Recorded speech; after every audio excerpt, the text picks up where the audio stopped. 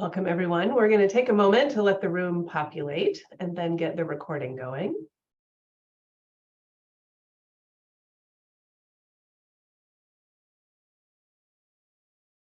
So we will go ahead and get started. Welcome to our informational session about the California Climate Initiative RFA that has actually not been released yet. We've been waiting for it, and we believe it will come out today or tomorrow. We have been given special permission to go ahead with our informational session based on the latest draft of the RFA. Any new changes will be minor, but I do want to caution that what we present today might have minor modifications as the final RFA comes out. So please be sure to read the RFA very closely when you start thinking about submitting your proposal.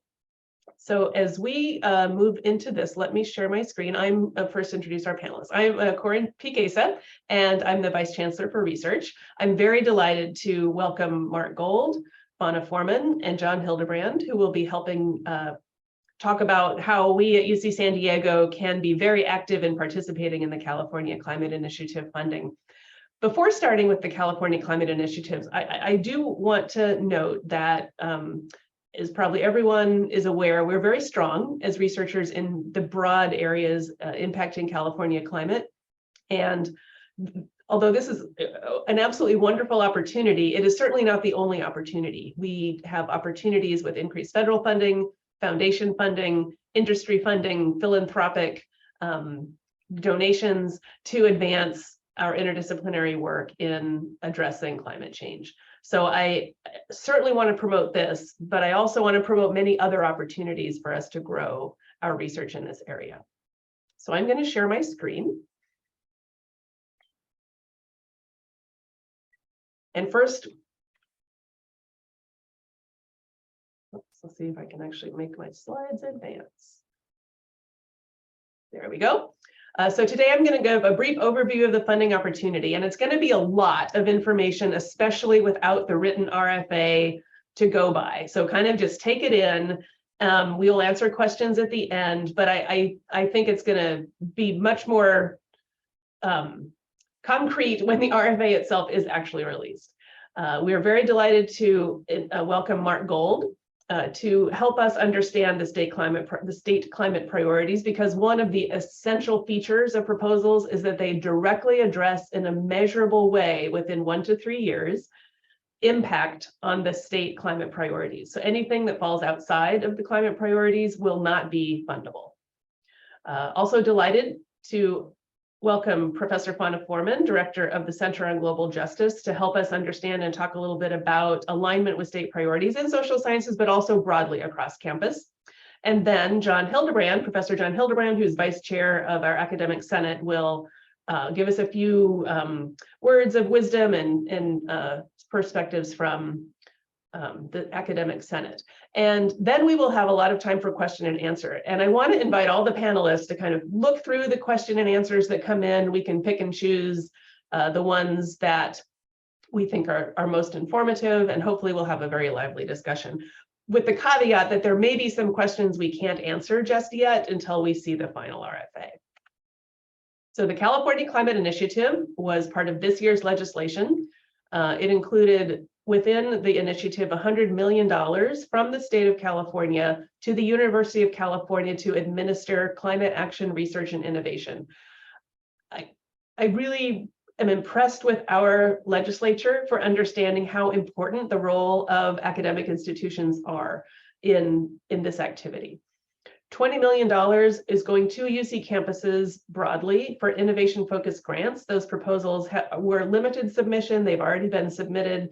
They were given to each UC institution broadly through the VCR's office, as well as to the Natural Reserve System, UC Health, and the Extension Program. And then that leaves $80 million to UC, California State University Systems, and any California private colleges and universities. So eligible to apply, and we'll get into this in a little bit, is any academic institution of higher learning in California. There are two types of grants. One is a climate action seed grant, and one is a larger climate action matching grant. So to differentiate these awards a little bit, the seed grants are $500,000 to $2 million for 2 years. The California Climate Action Matching Grants are $2 to $10 million for 2 years.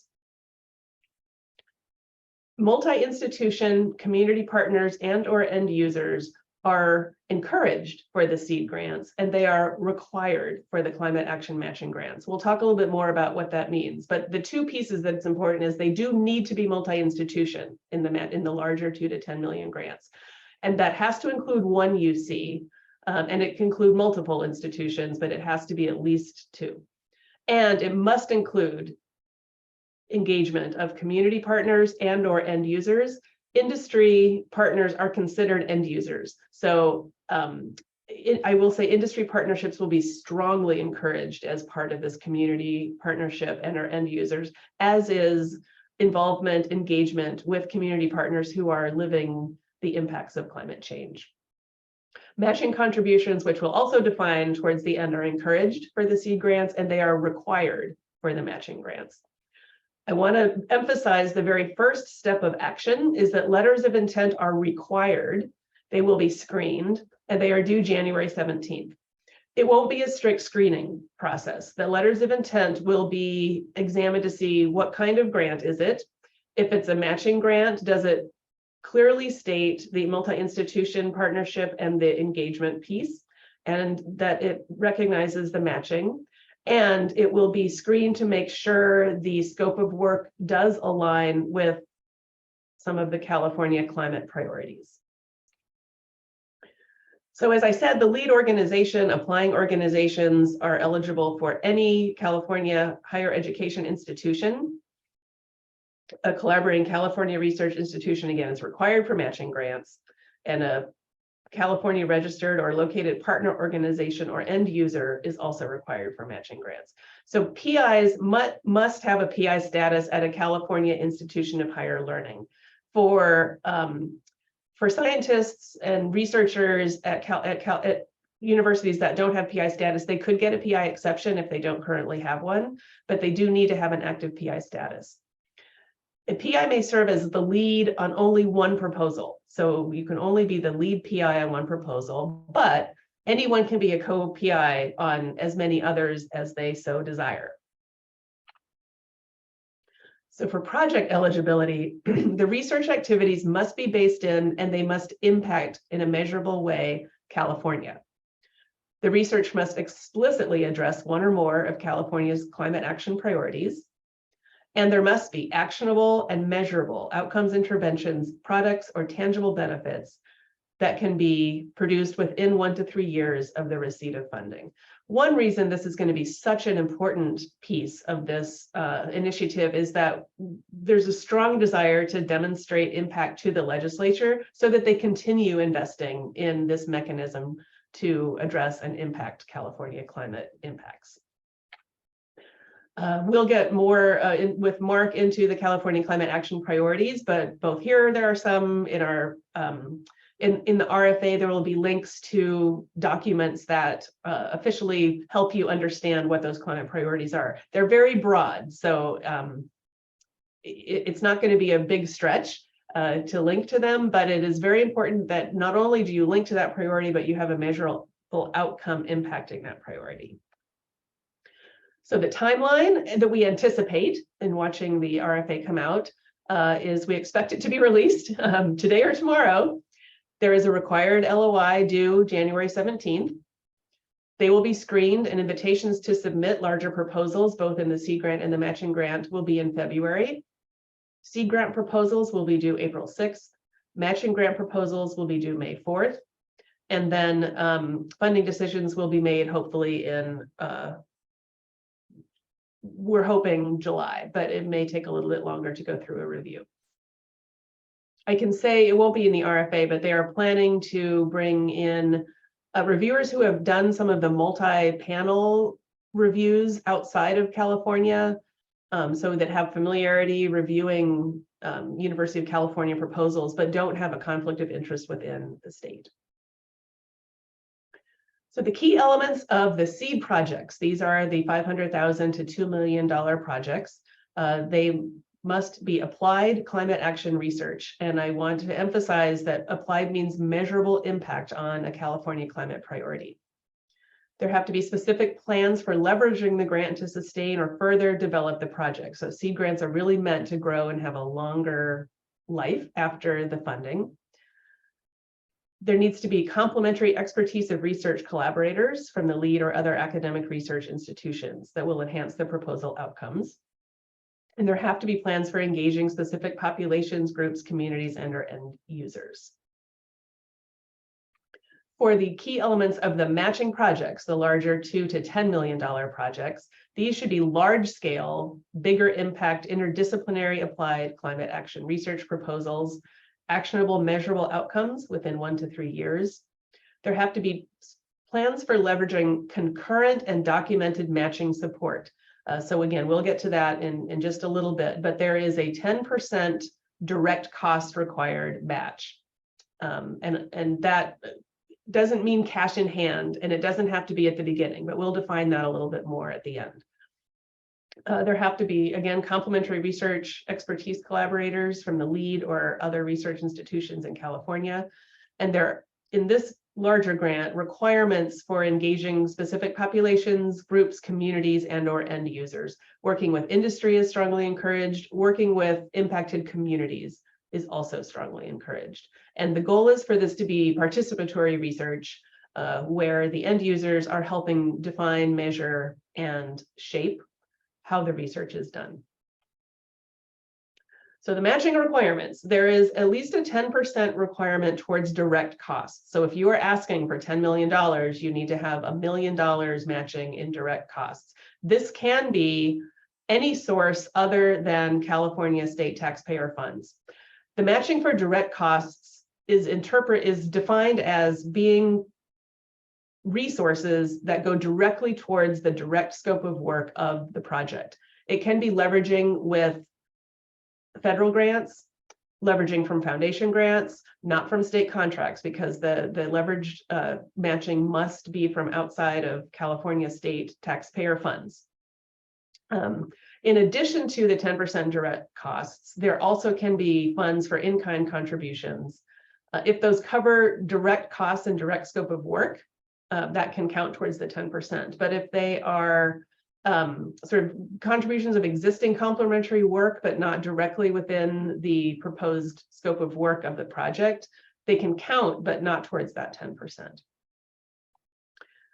So again, the matching funds for the direct costs are funds paid directly to cover expenditures for research personnel, activities, or other project-related costs. So there is a requirement that these be multi-institutional, but there is not a requirement that there be equal contribution of the direct costs. So the direct cost match can come from any of the participating partners in any ratio that makes the most sense for that project. So if UC San Diego is the lead asking for $10 million, we can leverage $1 million of federal research funds as part of that match, and not require any of that to be from the community end user partners or the other partners. But it is also fine to have any type of distribution of the matching contribution from the partners. So one of the really big goals, again, is to demonstrate to the state that we are taking their investment of our state taxpayer dollars and we are making something much bigger out of that. So in-kind contributions will be very favorably looked upon. So that includes supplies, donated personnel time, services, equipment made available without charge. And one piece I want to bring up that I'm pretty sure we can count for in-kind contributions to note, both for the seed grants and the matching grants, is unrecovered indirect cost. So I believe that there will be a 10% indirect cost cap. So the UC San Diego, we have a 56% IDC rate. So we have a 46% unrecovered cost of IDC, and we can count that as an in-kind contribution. So I'll end with just a few resources. These will be on the website. They are in the RFA, and it is an excellent time to stop sharing and move into some information about what exactly are our California's climate priorities and how do we align our research to them. So I'm delighted, Mark, to turn it over to you. All right, thank you, Vice Chancellor. First of all, just so I don't get in trouble, I'm former all those things, and so I haven't been part of the state now for about 10 weeks or so, and so I just wanted to let people know. So this is my personal best professional judgment as somebody who served in Governor Newsom's administration for over 3 years, as well as prior to that, I was at UCLA as Associate Vice Chancellor. So I'm in environment and sustainability. So I am aware of both cultures, I guess is the best way to put it. So we have a very activist governor in Governor Newsom. I think you know that. And so one of the things I will just hammer home that the Vice Chancellor brought up is that actionable outcome-based research is really what this is all about. This is not something that's going to be basic research that's going to give us the game changer in the year 2035. Everything that this governor is focusing on is what is he going to get done really in his second term. And so I bring that up because that is just not the norm in how people do research. And that's why you've seen stuff like, oh yeah, you need all your results and have it hopefully be actionable and within 3 years, which is very unusual, as you know. California climate priorities are pretty much all over the map. And I think, so a perfect example of that, if you haven't done this, and I think whatever proposals you do write, make sure that you peg back to these documents, not all of them, but the ones that are most appropriate. But some examples that you'll see, the California Climate Adaptation Strategy. So that's an acknowledgement that California, although we've been best in class in mitigation globally, we have not been the same on adaptation and resilience. And so what you see in the California Climate Adaptation Strategy is pretty much a laundry list of all the things that need to occur that we'd like to have occur within the state of California in the adaptation and resilience realm. And so just make sure you know about that.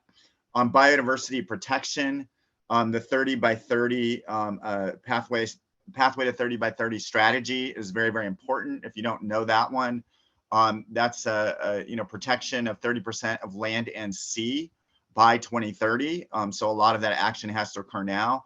There's a lot we do not know in relation to climate impacts on biodiversity conservation. How do you build resilience into biodiversity protection is a really big priority in both land and sea. And as you can imagine, the climate stressor impacts on biodiversity is also a big issue as well. Recently, you may have seen the California Air Resources Board put out their scoping plan. That's a very, very critical document, especially on the mitigation side, greenhouse gas reduction, carbon sequestration, those sorts of issues. So I would definitely be up to speed on that if that's the realm you're looking at. And then the last document that I would say that I think is incredibly important is underway. And so it's one of those things where you have to look at it work in progress wise, which would be the 5th climate change assessment. That's the Office of Planning and Research, Strategic Growth Council, California Energy Commission, and the California Natural Resources Agency that are leading that effort. It's not going to be done till the end of 2023. So really the best you're going to get is sort of work in progress on what's happening there.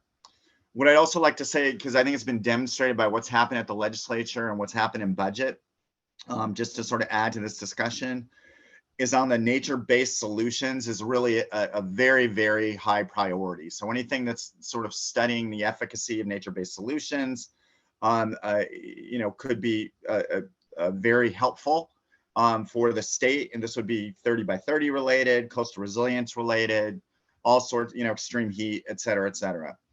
I've already talked about resilience and adaptation. In particular, the administration's very stressor focused. So drought, wildfire, declining snowpack, extreme heat, both land and sea, by the way, sea level rise, ocean acidification, hypoxia, and floods are all areas that, especially my former agency, Natural Resource Agency, very, very stressor focused from the standpoint of climate adaptation and resilience, very much tying to people, tying to biodiversity protection. On decarbonization, obviously huge efforts in the state of California, huge investments in electrification, things like floating offshore wind we're going forward with in a huge way when we have no experience in doing so. So really understanding that better on potential impacts would be helpful, but it might not be the best way to go through this in this process, but just to let you know that's there. Storage, also huge priority for the administration. And then as always, which has been for quite some time, siting of renewable energy, like where do you put it? And then one thing that I was lucky enough to work on for a few years while I was at the state is the California Climate Information System, which JPL and the state are spearheading. I bring that up because I think the ability to leverage could be pretty cool there, in that's a remote sensing, both spaceborne as well as airborne climate data hub, and something that really using that information to do this sort of research, I think could be pretty helpful from the standpoint of giving solutions-oriented data products that the state can work with. So partnering with JPL might not be a bad idea. And then lastly, and certainly not least, as was already emphasized, but this administration very, and this is true of the legislature as well, very into collaborative community partnerships, which I think you'll see throughout the RFA. The equity, environmental justice, and tribal issues are huge priorities within this administration. At-risk communities, vulnerable communities, et cetera. So anything that is tied in that way, that partners creatively with local groups, whether they be tribes or environmental justice NGOs, whatever the case may be, I think would also be something to look at if that's of interest to you. And I'll leave it at that. Great, thank you so much. Fauna, now I'll turn it over to you to talk a little bit about where you see San Diego has some good opportunities and some examples. Well, sure. Okay, so thanks for that, Mark. That was really helpful. So I'm a professor of political science, and I also serve as co-chair of the UC Global Climate Leadership Council, which advises the University of California Office of the President on climate and sustainability policy, research, and education. So I'm really keen on advancing system-wide climate collaborations, including the decarbonization of system-wide campus infrastructure. But today, I'm here on behalf of my dean, Carol Patton, to talk about the School of Social Sciences and how social science can enhance proposals for this opportunity. So a grounding assumption in what I want to say is that climate change and its impacts cannot be solved by technology alone. Climate change is complex and requires equally complex solutions, and scientists really need to be working together. All the best technology in the world won't solve our problems if society is not ready to adopt them, to integrate them, and to support policy around them. So social scientists ask the following sorts of questions about climate change. What are the societal causes and impacts? How do we understand and measure disparity and disproportionate impacts and risks? How do we understand societal needs in ethnographically sensitive ways? And how do we partner with communities in research design? How do beliefs and attitudes change? How do we increase the likelihood of collective action? How do societal tipping points work? How do we assess societal impacts of policies and interventions? And how do our policies, economic frameworks, and institutions need to change to meet the crisis? So these are the kinds of questions that social scientists are bringing to the table, and the kinds of questions that should be considered in any compelling, high-impact proposal to address California's climate priorities. So I want to emphasize here that researchers across the School of Social Sciences are interested in collaborating on California-focused climate resilience proposals that intersect with these questions: the human, the societal, cultural, psychological, economic, labor, policy dimensions of climate solutions. And we're especially interested in projects that emphasize climate justice, to pick up on Mark's last point, solutions that address the accelerating disproportionate impacts on our state's most vulnerable people, low-income communities, communities of color, and tribal communities. So I want to draw your attention to various resources and programs based in the School of Social Sciences that you might want to investigate if your project intersects with these questions. There are more than this, but here are some highlights. The Urban Studies and Planning Department, right, leads high impact community engaged research on housing, transportation, equitable planning, bioregional resilience, and the rural-urban interface, and so much more. The Educational Studies Department and CREATE, the Center for Research on Educational Equity and Teaching Excellence. They're doing fantastic research on next generation science standards and teaching climate change to our kids in novel ways. The Anthropology Department has a major and minor focused on climate change and human solutions, with at least a half dozen researchers working in this space. The Economics and Political Science departments have deep expertise in economic modeling and institutional implementation.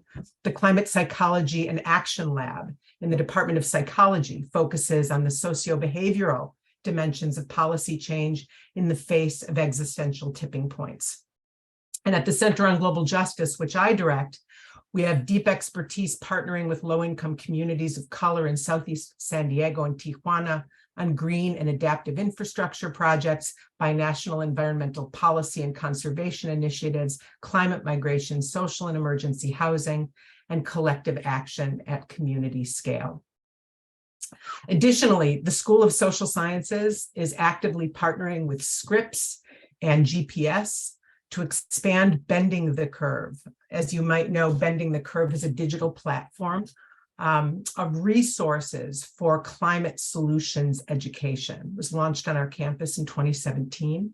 It's presently taught across the UC system, but it's being adapted into educational resources for diverse learning audiences across the state, from community college students to the private sector, to government agencies, to K-12 teachers. And these educational resources are open to all University of California researchers. So these are an asset for everybody, really.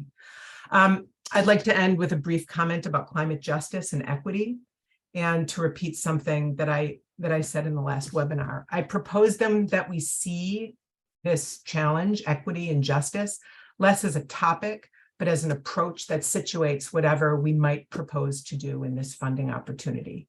More than an impact we hope to demonstrate at the end, we need to see climate justice as a process that includes the voices and perspectives of frontline communities right from the start. Too often communities are summoned to the table too late, framed as recipients or test beds or even as end users. I have a problem with that concept, rather than research partners with knowledge and agency. You might have heard the phrase, nothing about us without us. And this is really how we need to think about the current call as an authentic, inclusive process that thoughtfully avoids instrumentalizing communities or just simply extracting data from them. And because of our narrow time constraints, this will be a heavy lift for many proposals. Ethical community engagement and trust building takes time. So I'd like to just end by saying that faculty in the social sciences have a lot of experience and expertise in this area, as well as existing robust community partnerships already in place, particularly in the domain of climate change. So I encourage you to explore how the School of Social Sciences can help enrich your proposals in these areas. And Associate Dean Ben Bergen leads the school's Climate Action Lab and really has his finger on the pulse of what's going on. So if any of this is interesting to you, you might consider getting in touch with him. Thank you so much.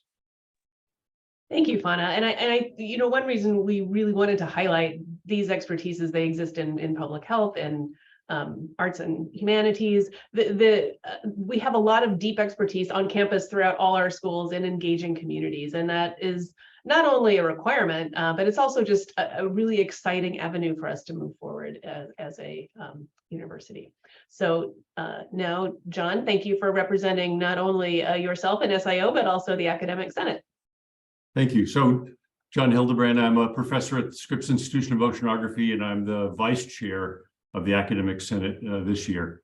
And Chair Postero regrets not being able to come here. She had a conflict, but I wanted to start out just by saying how UCSD and Scripps have contributed to this topic in such an important way for such a long time. You know, you can go back to the 1950s where Roger Revelle and Charles David Keeling decide that it's an important thing to monitor CO2. And really our time series for CO2, you know, really goes back to these pioneers who realized that these were important measurements to make. And so, you know, and UCSD's contribution to this comes right now to the present, where we are quite strong in many of the things that are being asked for in this proposal. And one thing I would look at this, it's kind of a one-off right now that, oh, the state has given the UC some support for this particular project. But if you look forward, I think there's quite a commitment on the part of the state for funding research and also action related to, you know, its commitment to climate adaptation and climate resilience. And so I'd kind of look at this, if you haven't been involved in this kind of research before, as sort of the leading edge of what's going to be really an important part of what the state sees us doing going forward. And one of the things that comes out in the description of these proposals is that it doesn't really look like single PI, you know, I do my thing kind of research. It really is creating a collaborative community with varying expertise. And so it's unfortunate in a way that there's going to be a push between now and January to put these kind of teams together. But I would encourage you to make that effort and not see it as just like, oh, I'm going to brush off the proposal I had before with just a sort of single PI. So, and you know, we're talking about how we can help you in that goal. But you know, January 17th is going to be here really fast, and so we'll see what we can do to help facilitate this kind of team building. But look sort of beyond the bounds of maybe what you've done before for collaborators both within UCSD and across the state is what I would say. So anyway, I mean, it's a great opportunity. I have to say, there's also a job we need to do, those of you who are here, to educate others in the UCSD community and throughout the state about this opportunity. I don't think it's really gotten the press it deserves. And so anyway, I want to be brief, but I really hope that people see this as something that's worthy of getting engaged in and thinking about this as something that will go forward as a recurring theme of what the state is asking from us. Great. Thank you, John. I think those are really important points, that this is really an opportunity for us to bring together some new teams and think very impactfully in how we do our work. So we will have time for question and answers. One thing I want to note before then is, with your letter of intent, the due date is going to be very quick. The main reason they need the letters of intent and they're required is to help them put together the review panels and understand how many proposals they will need to review. And they expect it to be a very heavy review workload. And the other is to make sure that projects don't, that investigators who don't align with the requirements of the priorities spend time writing a proposal that isn't going to be fundable. So those are the two reasons for the letter of intent. You don't have to have your team 100% settled before, or where your matching has come from. That does not have to be settled by January 17th. So we have an opportunity between January 17th and then April, May, when the proposals are due, to think about where are opportunities for those collaborations. And it is our intent to work with the Academic Senate for the groups that submit letters of intent to have a sort of discussion pairing opportunity for people to talk about their work and see where there are opportunities for collaboration and leveraging. So just want to put that out there. So now we can turn to the questions. And I will say, I'm really happy. Everyone, I think, can look at the question and answer board, and there are some really great resources being provided from the ACTRI Center for Community Health, for example, from Natalie Walsh and UCTV.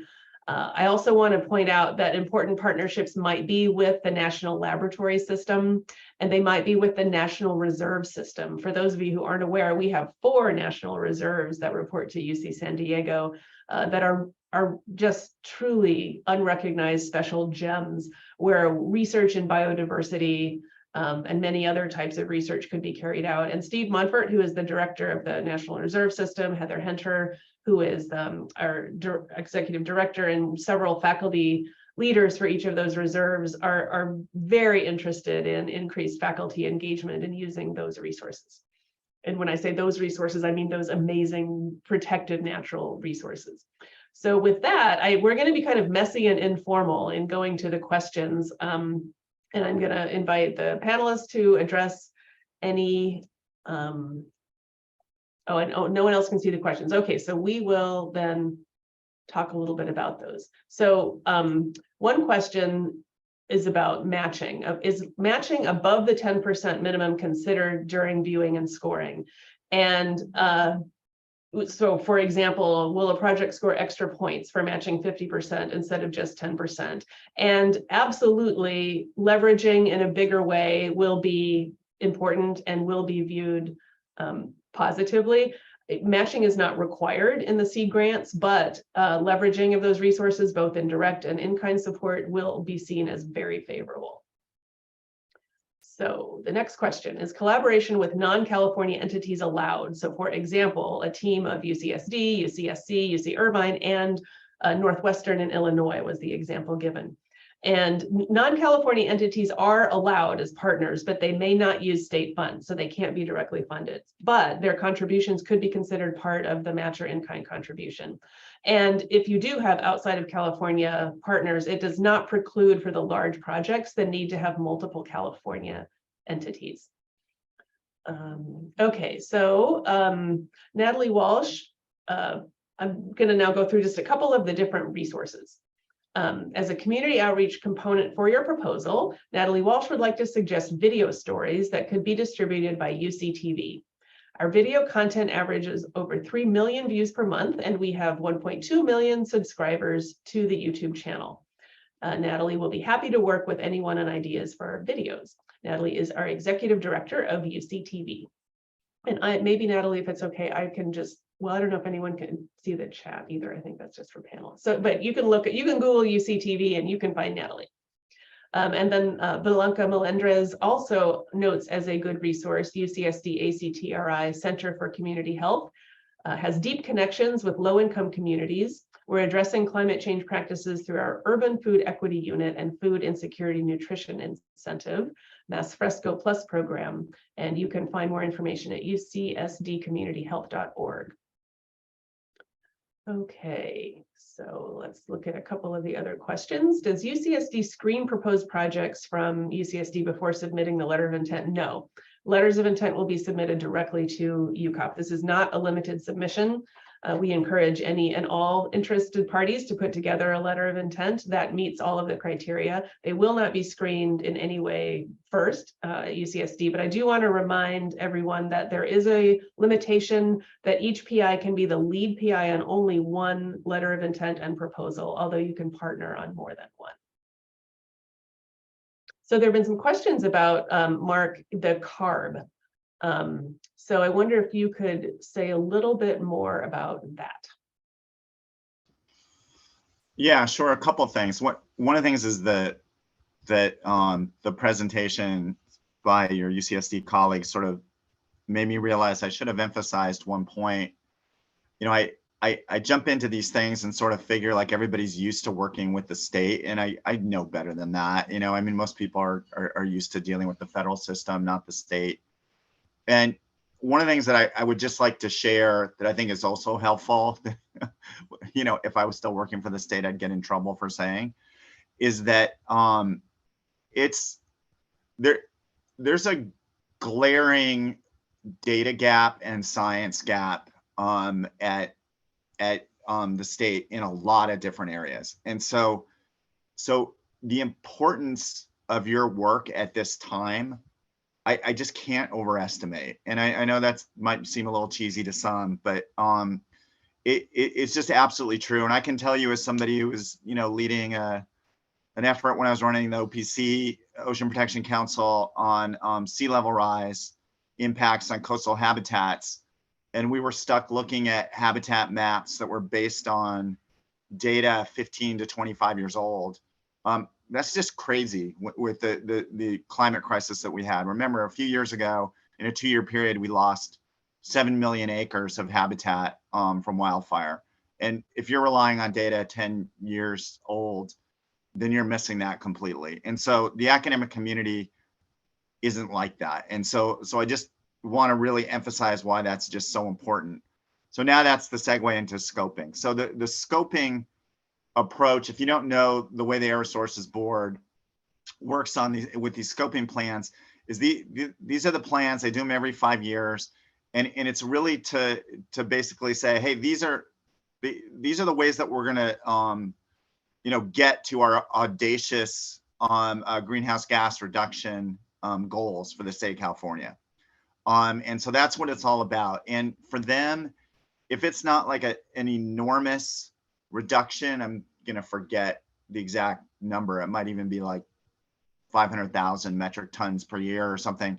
They're not even that interested in a particular topic. So they're really looking for the biggest slices to reduce greenhouse gas emissions as quickly as possible.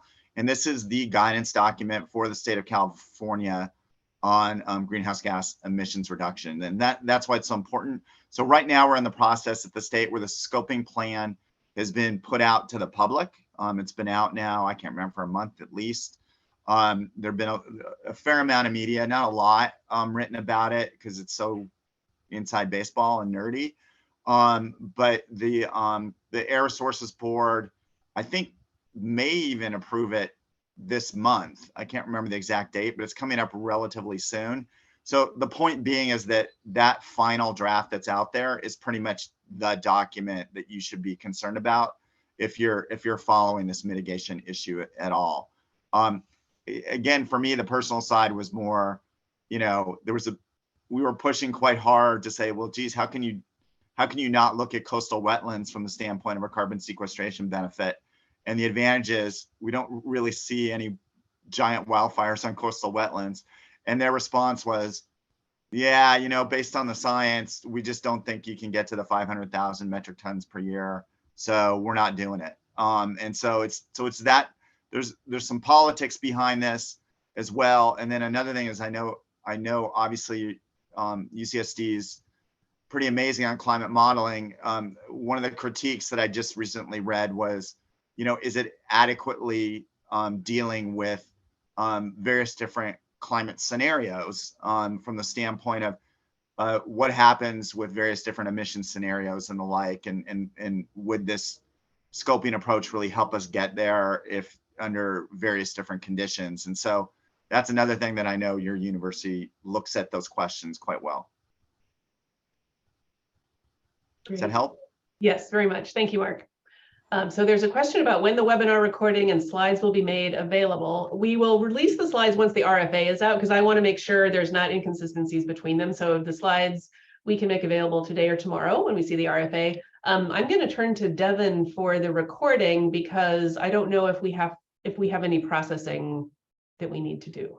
Yeah, it's been difficult this morning. I would normally have it ready to go on YouTube, but we aren't able to log in with certain accounts. So hopefully I can get that up early next week, and we'll send the link out to everyone who registered. Great. And then I'm going to send through an announcement from Wendy Groves from our research development team about an event that might be very helpful in thinking about projects, which is the California Council on Science and Technology's Science Day at CNRA. It is February 13th from 9 a.m. to 3 p.m. The event goal is to bring together research scientists from across California to talk about how to connect your work to the state's efforts to meet its ambitious natural resources goals. So I will send that through and then maybe ask someone else to riff for a minute while I cough a little bit.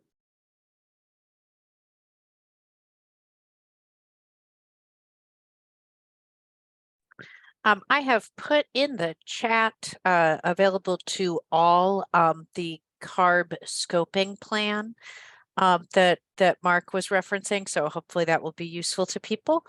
And the main website from the Office of the Vice President for Research up at the system office will have links to many things that will help you, since one of your primary priorities is going to be to make sure that the work you're thinking about addresses a plan, one of the state priorities.